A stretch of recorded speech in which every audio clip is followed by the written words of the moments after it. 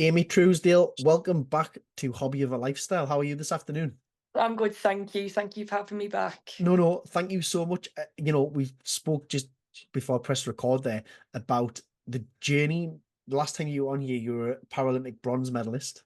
Now, I was going to say 4 years later, but three years later, you're a Paralympic champion. Um, and I thought I need to get Amy back on just to understand the journey and what changed, whether it be mindset, whether it be coaching, whether it just be it was genuine an off day at the 21 Paralympics. So thank you very much for coming on so we can explore that. I was listening to the podcast actually just to remind myself about some of the journey, and you spoke quite passionately about last time. Yes, a bronze medal you were upset with at the time as well. I think you'd only been back from the Paralympics a few weeks. Upset that you got a bronze medal, which is that winning mentality. However, the legacy that you had begun to create off the back of what you'd already achieved was kind of far outweighed that bronze medal anyway. Now you're a Paralympic champion another 3 years on. What's that legacy grown into since 2021? Um, I think I think it's just shown like what I'm perfectly capable of. Like I knew that I'd always get gold. Like for me, the reason why I did it in Tokyo, it was definitely a mindset piece. So physically, I was really fit and I was physically in a very good position. Going into the games, even previous competitions that I'd won, and I was ranked number one going in the world. Yeah, Going into Tokyo.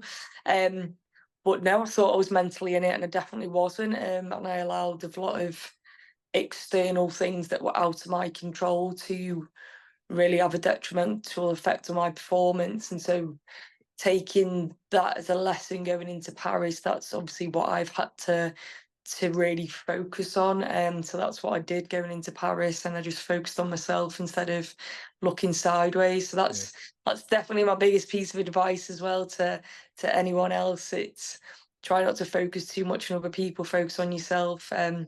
So yeah, going back to the legacy piece, it's like, yeah, I have been a pioneer for Para Taekwondo, and I think, being the first person to become Paralympic champion from Britain, it's a massive achievement, and I yeah. hope it can obviously inspire the next people, and that I'll leave a cool legacy behind me. But I'm sure that's already happening now before you even leave the sport and whenever that might be. You know, you talk about that legacy, and we'll talk about first how many people now that you interact with, because obviously we see social media and whatnot, and we see you're out coaching and you might be doing seminars at different groups. How many people now going, you're the reason I've started my journey, and it's another 3 years on since that legacy really began. So how many people now come and go, actually, Amy, you are the sole reason I've started this sport, or actually you're the reason my child started the sport. Yeah, I think, it's always nice to get messages off like parents saying, like they've seen you at the Paralympics. Can you recommend a club who you're their inspiration? So those messages are always nice. So yeah, I think there's definitely a few more people that have seen the work that I've been doing for many years, and it's really lovely that they can see me as like a role model and get themselves into the sport. Yeah, it's amazing.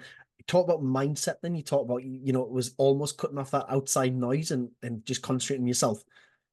Conscious being on the GB team, you're probably quite restricted into actually who your coaches are and how that training plan runs. So what exactly was it that changed from Tokyo, when you're talking about kind of getting rid of the distractions, to Paris, where all of a sudden the sole focus was Amy Truesdale, who you are?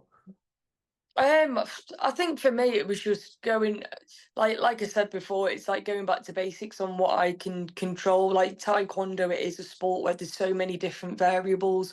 Um, so for me, I can't get stressed about a referee because they're out of my control. Their decisions are out of my control. I can't start kicking off at the electronic system because it's technology. I can't control that. So Yeah, these little things, even things like, oh, well, who's in a quarter final, who's in a semi final, I can't dictate the draw. I can inform myself the best way by getting high ranked. Like so when you're seeded, yeah, I've got a better chance of getting a lower ranked athlete, which is a better draw. However, that's still out of my control if someone misses weight or they don't turn up on the day. So literally just telling myself you know, those factual, logical things. Yeah. It's like I'm not unnecessarily worrying about stuff. All I can worry about is how's my attitude today? How's my behaviour? Am I professional? Have I got a clear game plan? And that was literally my approach going into Paris. And did you just was that something where you had a light bulb moment yourself where you were just actually, I can't control the uncontrollables. I can only control what I can really control? Or did you have someone kind of sit you down when you reflect on that journey from Tokyo and go, actually, Amy, did someone kind of coax that out of you a little bit to say, well, why was it that maybe you're saying you're physically right, but you've evaluated you weren't quite mentally right? Or as I say, was it just a light bulb moment where you went, actually, I'm overthinking this, and was it just a personal growth? I think, like, obviously, I'd had conversations with my coach, and he was like, "Oh, your behaviour in Tokyo, you were getting distracted in this situation, you were panicking in that situation," and then obviously, when I had time to reflect on it, I did realise how poor my mindset and my mental state Mm. was at that time. So then it was just the last 3 years, I suppose, it's been focusing on how I can develop my mental skills and my mental resilience, especially in a high performance, competitive, high stress environment. Yeah. So that was my main focus. And yeah, I'm glad that was my main target because that was the biggest one that I needed. Yeah, and I suppose you look back at Tokyo to Paralympics and you're talking around that mindset and the distractions. Let's be really honest, the pressure you would have put on yourself for Tokyo as going in there as world number one. And you said it very quickly in your interview after this win at the Paralympics. This was the only medal that kind of had evaded you at that time, was the Paralympic gold medal. You'd already had world and European and British golds. Do you think maybe Tokyo was one of those cases of you've put a lot of pressure on yourself because expectations are so high as well, because you are ranked number one, but also it's a Paralympic Games. Maybe it's the first one you've been to as well, or the first one you've been to where you've got those pressures on you. And let's be honest, the World Championships doesn't have the same light shone on it as a Paralympic Games where it's going out to kind of millions, billions of viewers. And when you get to Paris, you've learned how to cope with that a little bit better and you've understood it. And do you think that was maybe some of the process you just had to go through? Yeah, possibly. I think, yeah, it's whatever pressure you put on yourself. Like, people who know me, I'm painfully hard on myself. I don't give myself enough credit where I should. So yeah, I think that was definitely what I was doing in Tokyo. And as you say, like, I've done World Championships before. And World Championships at times can be harder than the Paralympic Games. You've got a Really? lot more, yeah, you've got more competitors and more people to go through. Yeah. So for example, in Tokyo, I would have had 3 fights, whereas at normal World Championships, you've got 4 different fights to get into a final. So, yeah, there's different sort of pressures, but yeah. No, no, it's excellent. Thank you. I appreciate it. I was going to go off on something myself there, and it's just totally escaped me. We're talking about the pressures and the limelight, and that was one thing. You're talking about the pressures. You said earlier about the controllables and the uncontrollables.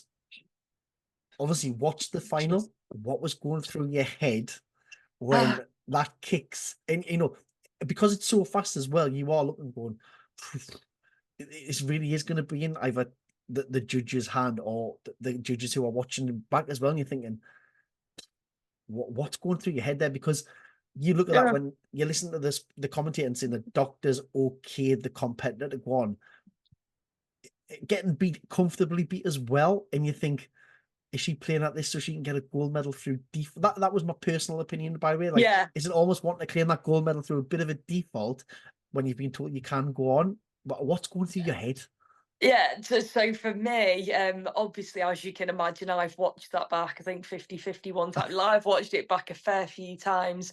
Um, but I think during the beginning of it, I was quite calm. And then you can probably see on the video, I'm like Yeah, yeah, getting really worked up. And I'm saying to my coach, all that was going through my head is it's like, no, I'm winning. I can't lose the match like yeah, this. yeah, Like I'm up on points. She hasn't scored a point. And then I'm like, why is she doing this?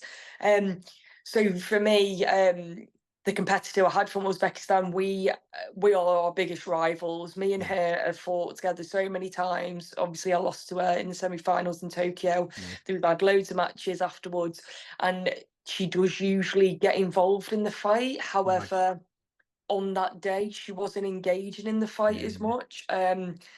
So yeah, with it being the final, I'm obviously nervous. At the start of the match, I've scored a point, then I've kicked Yeah, low, which fair enough. Yeah, she got awarded a point for that. And then yeah, it slipped high, and I've gone, oh no. And I know. I thought, well, obviously it wasn't intentional. She'll get up in the minute, and then she kept it going on. And then I'm thinking, what is she doing? And then I think it triggered in my head the actual severity of this. Yeah, yeah, And I thought, no, I can't get silver because I'm winning. yeah. I think it was 55 seconds left. Yeah, there wasn't long, wasn't it? Um, Was it 8-1, I think, on the score as well? It was yeah, like it was. it wasn't even Yeah, close. yeah. And then luckily, what felt like an eternity, the doctors and the technical directors have obviously said, "Oh, it was an Yeah, accident." yeah. Um, and yeah, I got the win that I deserved. But yeah, it was so intense. Oh, it's crazy. And I was watching that and thinking, even watching your reaction after it, you said, and listen, you're like, I kind of, it hasn't sunk in. Obviously, I mean, let's be honest, it's not going to sink in that quickly after you've just competed, neither. But almost the way you won it, it almost felt a little bit unfair that you were made to wait so long. I mean, you were winning anyway. So, but I felt like it was robbed from you that real golden medal story in that limelight for what it was, because you were winning so convincingly as well. And for this competitor to maybe a little bit of gamesmanship in there. Personally, that was my personal belief. I did feel, well, you've been told you're okay to go on, and then is it? I mean, don't get us wrong. Everyone has those days where it's just not your day, but I felt like maybe he's trying to pull one over a little bit, and that's I'm going to stick with that opinion. Yeah. How did it make you feel? Do you think you probably did it take you a while to really fully appreciate and enjoy that moment? I think it just happened so quick. I think it was probably afterwards I realised, like when you see it, like on the camera or the video back, I don't think I realised how intense it was. Yeah, I don't get me wrong, it was intense there, but I was just trying to stay positive and focused. But yeah, I feel like, yeah, my celebration was really cool, but yeah, it was a bit disappointing that she did try and take it away from me like that. I did have a conversation with her right, backstage before we got the medals, and she was holding like a different side of her face, and she went, "Oh, I'm sorry, I got kicked in the face in my semi-final." And then we just both said, like, we've had an amazing journey together. She yeah, said she's really proud of me, I deserve to be champion, and that she loves me. So that was obviously a bit of yeah. like what other people didn't see, because like we have been in the sport together for years. But maybe I think she dealt with a different Amy that day. I think I was so switched on. Yeah, She's used to fighting me, but I was on a different level that day, so it was and probably a bit more challenging. you looked at when I mean, even the commentator alluded to it around your movement was just, it was almost like she just she just didn't have any answers, did she? It was like you're almost going through a process, and maybe she didn't even realize how well you were doing. It was a fantastic final to watch. You come back from the Paralympic Games for the second time. You casually put it in there before we record. I've been to Buckingham Palace, I've done that before. Just like it's something you do every week. Obviously Prince Charles has been upgraded to King Charles. You've been upgraded to Paralympic champion since you last met with the Prince, now King. How does life really change? Because we talk to a few people and say life does change or life doesn't change massively. How has life changed now you're a Paralympic champion? If it has. For me, it hasn't. No. It's not changed at all. I think my expectations of what being Paralympic champion and the opportunities off it are the complete opposite of what they actually are. My life's exactly the same. I think the only difference is it's just like I do feel really proud of myself, and I feel like I'm really proud that I've seen it to the end and that I've got the outcome that I've always dreamed of. So that's really different. But apart from that, now everything's the same, literally the same. So Um, you talk about life being the same. Yes, there's movies a few. You're getting to do some of these fantastic things, and rightly so, they're well earned. But you said the end there, the end of a journey. Now, I'm not suggesting that's the end of your Paralympic journey or your Para Taekwondo journey one little bit. And if it's not, how do you now motivate yourself having won everything? So, and I think this is probably one of the hardest things to do as competitor when you've won everything that you've already won. What is motivating you now? Um, like for me, it's going to be different going into another cycle. It changes all the time. I think we may be changing the rules again. Okay. So the Paralympic Taekwondo rules will be more in line with the Olympic Taekwondo, which takes it from 1 5-minute round to 3 2-minute rounds. So it was a completely different concept to what we've done before. So that's a different challenge for Yeah. myself.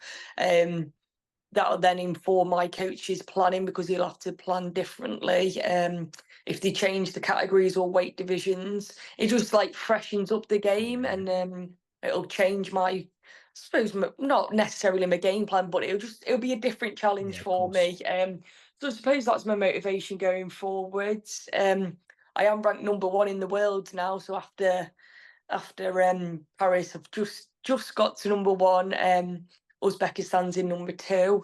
So it's like I'm in a very, very good position. If I stay in that position, keep being consistent to qualify for my third Paralympic Games. So that's my motivation at the moment. And is that Paralympic Games still very much? Yeah, that's what I'm aiming to do. Yeah, I think it's a bit hard for me to say at the moment. Like Yeah. I'm doing bits of training. I'm not full time kicking at the moment. I'm just slowly integrating myself back into it. But yeah, it is a goal, but never say never. You never know what might happen along the way. No, I know. We know we've said that in the 4 year cycle's a long time to commit because I suppose once you're in it as well. Yeah. Um, and you don't know what's going to happen in those 4 year cycles. You know, I think you can get injuries, whatever it might be, life just in general. Um, but you are still in it at the minute, and you've talked about. Do you get excited by that new challenge and the fact that it's going to fall more in line with the Olympic sport, or is it not something that really passes your mind over? Then it's a different challenge, and I'm going to have to adapt from a 1 5-minute round to a 3 2-minute round. I think I'm looking forward to it. I think Mm. like since I've been in Para Taekwondo, I've done 1.5-minute Yeah, rounds, I've yeah. done 3 2s, I've done 5. So yeah, it'd be nice to have a new challenge. It'd be good. Does it ever get frustrating then? I taught my brother out a few things. My brother's disabled, and I sometimes ask him about some of his frustrations, but not obviously he's not doesn't do sport the way you do it. Does it ever get frustrated that the Olympic Taekwondo is pretty much fixed and set and it's the 3 2s, and whereas yours gets changed? Um, Does it ever get frustrating to think, well, actually, To be just leave it? honest, sometimes Taekwondo as a whole, even in the Olympics, the rules do get Yeah, changed an awful lot.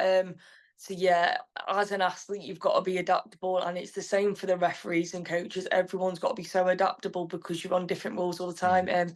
I've never known a sport like it because, like, if you play football, you're doing 90 minutes and yeah. that's it. And then Taekwondo, I it's like, oh, this month we're doing this round, and it's it's like you can it's understand 30 crazy. seconds here or there, or like going for a 3 minute round or a 2 minute round or a 2 to 1 half. I understand that, but going from like 3 2s to 1 5 minute is like it's. I find it crazy. I think they did it at first because it was like they wanted to show like the difference, like this is Olympic and Para's different, Yeah, just to show like it is a different yeah, sort of sport. And now it's like, oh no, maybe we should do it the same. So we'll see what happens. yeah. It's crazy. It's crazy. Other than the Paralympic journey potentially over the next 4 years, what are the aspirations? Whether once if you're not competing, what is it you want to do next? Yeah, ideally, once I retire, I'm going to go into coaching. Like I used to be a coach before as an athlete. It's an area that I love doing. I love passing on my knowledge to the next generation, and for me, I like seeing development within people. I coach kids before with very low self-esteem and confidence, and then watching them grow and develop these skills that are transferable in life as well. It's so rewarding for me. So it's definitely an avenue that I want to revisit, and I'm doing some coaching at the moment. I'm doing a lot of studying, a lot of courses, a lot of CPD into how to develop myself as a mentor and a coach. So that's my focus at the moment. Wow. Um, and then ideally, if I could do anything, it would be to go on Strictly Come Dancing, which I keep plugging every Really? time. Yeah. So I think it'd be awesome to I will plug just that as well. yeah, I think just to learn like a new skill, and I think it's an amazing show. It's got good coverage, and they do always have a Paralympic athlete. Yeah, So yeah. Oh, Hopefully 2025, you'll see me there. show them your final, show them your footwork, they'll get you straight on there. Yeah. They'll be doing the Paso Doble in no time. Yeah.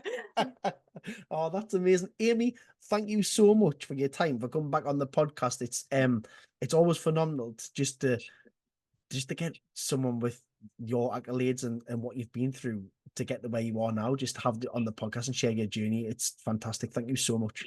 Thank you. Thank you for having me. Oh, no, it's great.